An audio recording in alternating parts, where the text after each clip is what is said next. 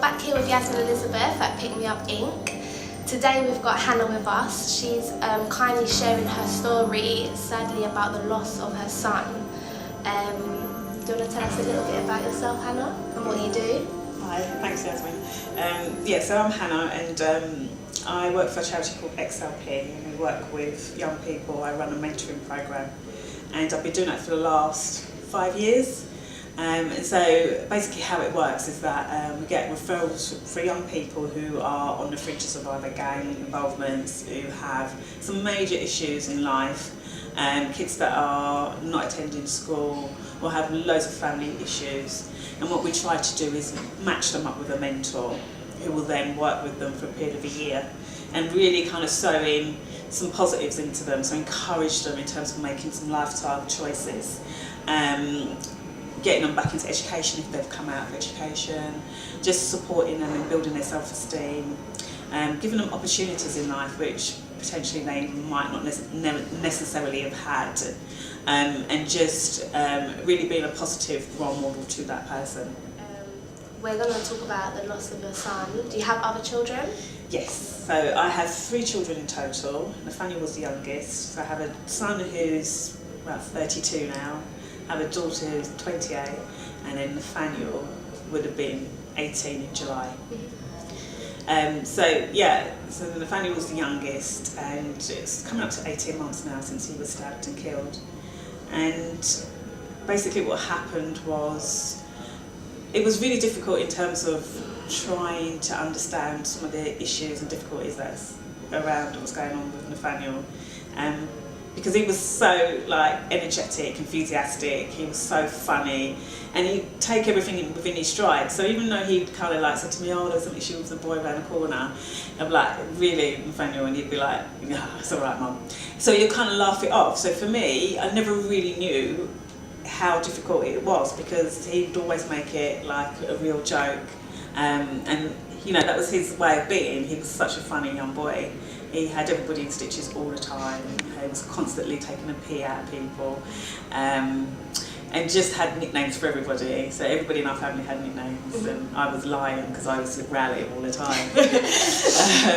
And his sister was Bina because her name's Helena, and Shemaine used to call him 5-0, which he hated because it was like, you're police, because he always used to question him about, where you going, what are you doing?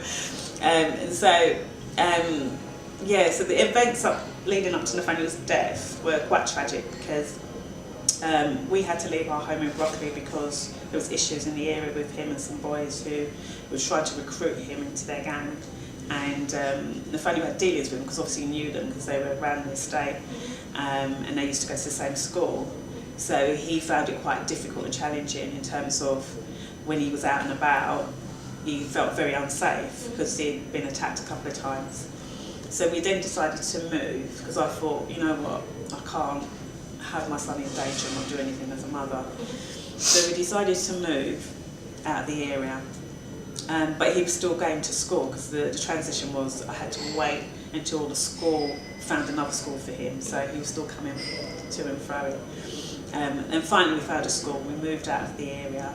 And Nathaniel was a lot more happier. He had such a sense of peace in terms of going out, riding his bike, checking out the area, and just going to school. For a long time he'd kind of been hit and miss where school was concerned, and now he was back engaged in school, and I was so happy, because I thought, yeah, my son's back on track.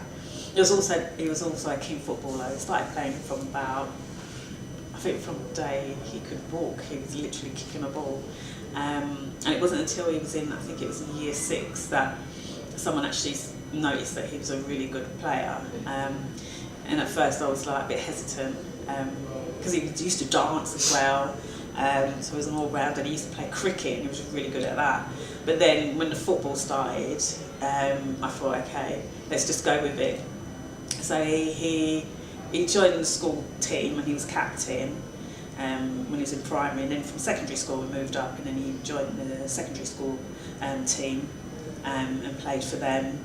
And then he was with Bromley League, and then through there he got scouted to Charlton, and then he did a season at Charlton, and then he then got scouted for Southend, and he was at Southend for quite for about a year, and he was doing amazingly well, and then he then got injured. So he had a growth spurt, and then his knees kind of got a bit shot, and so he had a lot of intensive physiotherapy. Yeah. And so he was out of football for about a year. So in between the time, then there was issues going on. He wasn't actually engaged in football. But yeah, and again, he really missed it because he was so good. He went to Europe with his secondary school team, and I think they came second or third in the league. So he got loads of medals, loads of cups, loads of trophies, and for the achievements that he's done. And I always remember him constantly kicking balls in the house, outside in the garden. And at one point, he broke the glass when he was kicking a ball in the garden. But he was constantly, football was his life, his passion, his dream. And he felt when he got injured, that was really sad because he was like, oh, what do I do now? What route do I take? And then started sitting with his sister one day, and I was just talking about alternatives, and she's saying, well, you can still stay, you can do coaching, or you can do sports physiotherapy.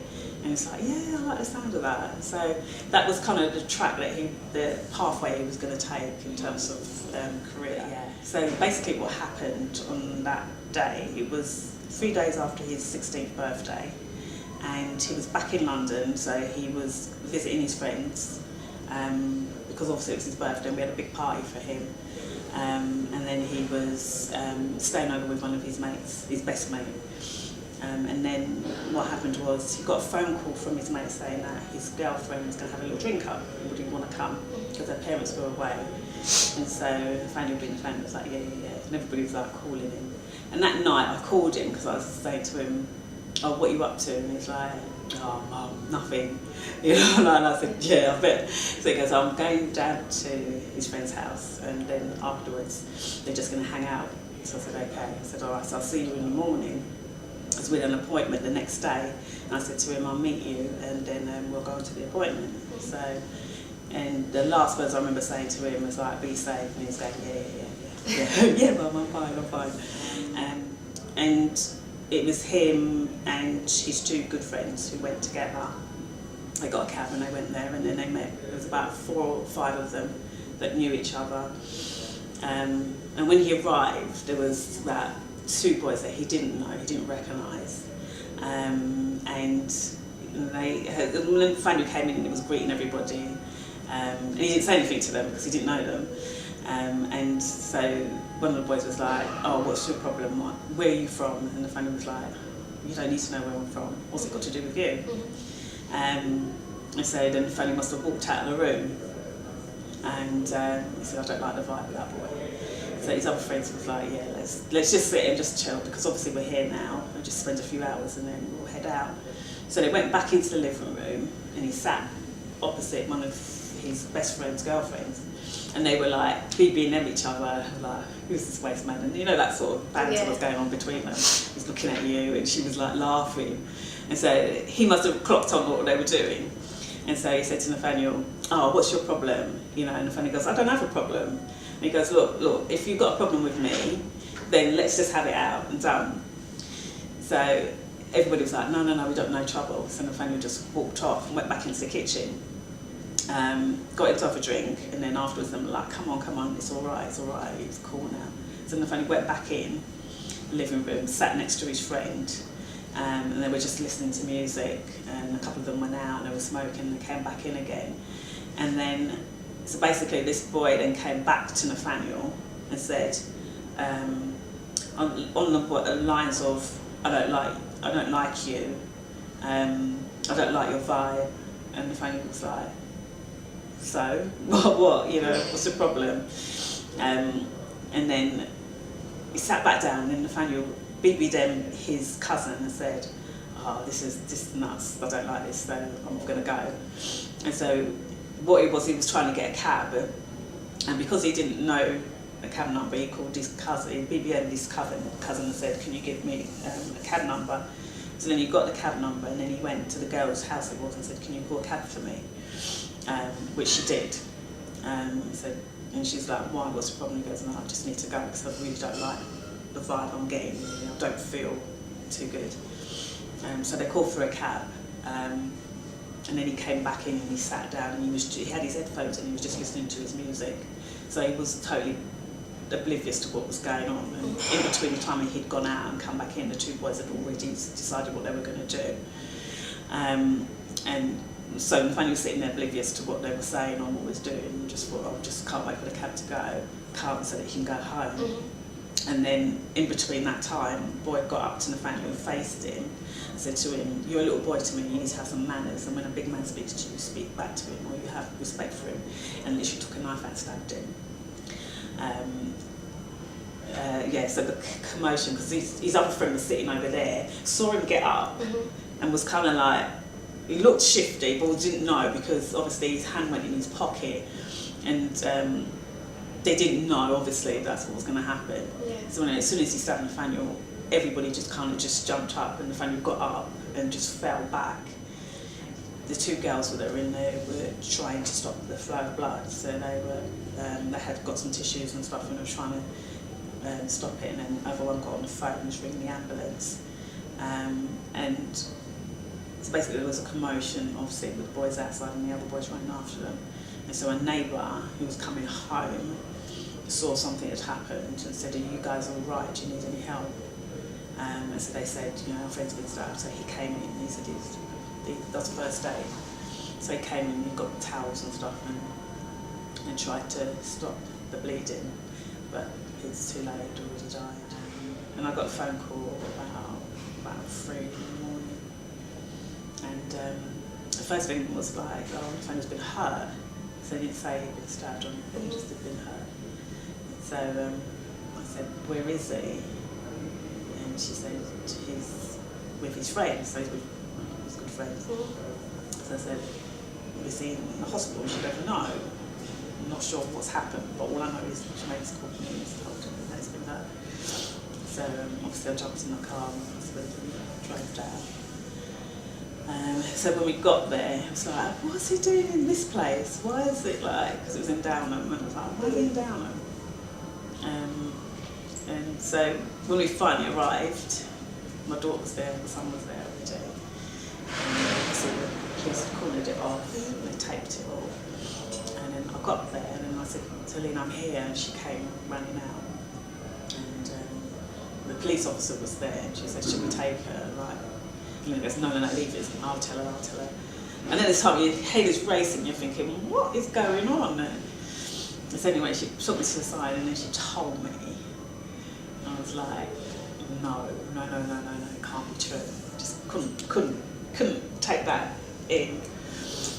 And I was like, no, I don't believe it. And I could tell that because obviously I didn't know what happened, but I could see the police were all outside this house. And everything else was taped up, so I knew whatever happened was in that house. So I ran straight to the house, and the police officer right in front of me said, you can't go in. And I said, yes I can. My son's in there, I need to see him. You know, I need to see him. And so I tried everything I could to try and get in the house, but they wouldn't let me. So they pulled me back. And then we went up the road, and just a few doors away from there, it was just ironic, believe it, my cousin's son lives, believe it. And he was like, oh, I can't believe it's Nathaniel. Like, so we went into his house and we sat down, and my head was just racing all the time, I kept thinking. And then the police came and said, you know, and then reiterated what had happened. And I said, I won't believe it until I see him. And I said, you know, you can tell me whatever you want, but until I see him, until I actually see physically Nathaniel, I won't believe that it's him. So he goes, well, I can't allow you in there because obviously it's the scene, crime scene, and they're doing forensics and all the rest of it. And I said, where's his friends? And they're like, they're at the police station, they've been interviewed. And then one of his friends, Mum, who knew really well, she called me. And when she said, here's a man, it's like,